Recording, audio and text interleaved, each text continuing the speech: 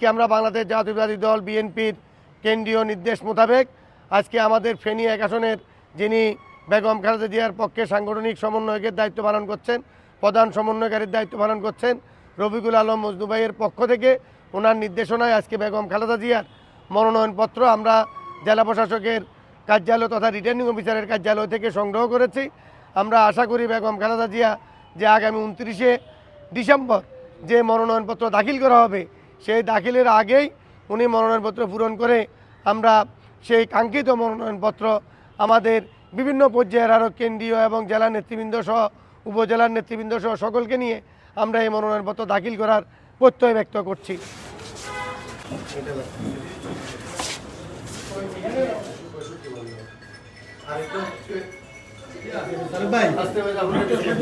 ভাই